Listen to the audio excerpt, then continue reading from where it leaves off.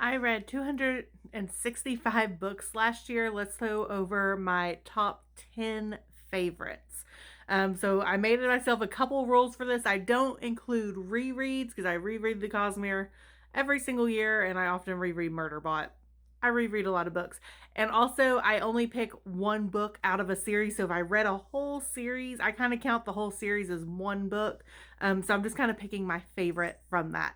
These are in no particular order. I don't like to rank things. It's hard enough choosing a top 10. So we'll kind of go lightly in the order that I read them. So the first one I want to talk about is A Winter's Promise. This is such an underrated quartet. It is so good. And I'm really surprised I never see anyone talk about it. I read this last January, devoured it. Devoured the entire quartet that same month, and the only reason it took me the whole month is because I was ordering them as I'd finish one book and then I'd order the next one. The next book I want to talk about is Blood Over Brighthaven. That book is so good. It is. I like Babel. I think that this does what Babel was trying to do, but better. I just think it's a little bit better. Next is Swordheart by T. Kingfisher. So I ended up reading everything in the world of the White Rat this year. I had read Paladin's Grace in 2024, and then I read the rest of the world of the White Rat um, last year. And I think this is my favorite of all of those. It is just such a delight. It's everything I want, like in a fantasy rom com. It's cozy, it's silly. I relate to the main character so much. It was just a really fun book. Next is Emily Wilde's Encyclopedia for Fairies. I read the whole trilogy last year, and I still think the first one is my favorite. The series is just so cute and cozy.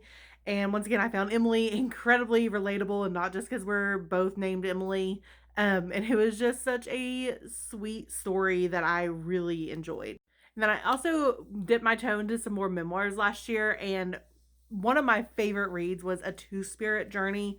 This book was so moving and emotional, and the whole book I was just like, I can't wait to get to this happy woman who's on the cover because her life is so hard. But this was just so well done, and I don't know, I've never had a memoir affect me the way that that one did. Then I ended up reading the entire Dungeon Crawler Carl series last year, and I'd actually read the first one in 2024, but I didn't read the rest of the series until last year. And I'm going to say my favorite of them was This Inevitable Ruin. They started out as just like a funny, goofy time, but I really loved as the story progressed and we got farther into the books how it really started having these overarching themes and just felt a lot more meaningful, and I just enjoyed them a whole lot. They were a good time. They started out as my silly, goofy reads to me just being really, really invested in the story. And then, of course, last year is whenever I discovered the Wandering Inn series. I think my favorite one is the second one. Um, but honestly, the books are so long and I read them so close together that I don't really know where they end and begin because they're based off a webtoon series. So they keep going and they're so long. And now I'm on. I just finished the fourth book this year, and these books, they're just a delight. I am so invested in these characters, and every time she adds another character, I think I'm not going to be invested, but I end up invested immediately. How many times can I say invested in a row? um her characters are just so compelling, and the world that she's made, that she's really just playing in, is so compelling. Like, yeah, there's a little bit of an overarching story, but it doesn't even feel like it's really about that for me. It's just watching these characters figure out their situations, and they're so good. And then, of course, Isles of the Emberdark came out last year. So this is Brandon Sanderson's newest Cosmere book. I adored this. I've been a fan of the short story Six of Dusk for a while, so I really liked getting to see it incorporated into a full novel, especially because I really love the AVR. This one was a fun read for me just because our main character, Dusk, reminded me so much of my grandfather, like just their general personality. And I ended up picturing my grandfather as Dusk throughout the story. So that was just really fun for me.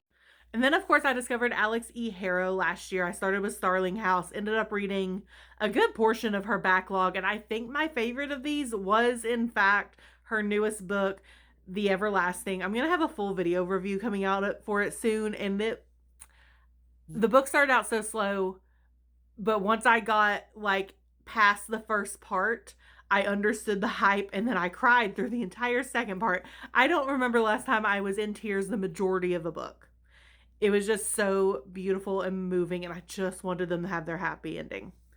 And then lastly, this is the only one I'm going to say is my favorite book of the entire year, and that was Fool's Fate. It's in the realm of the Elderlings. It is the last of the Taunting Man trilogy.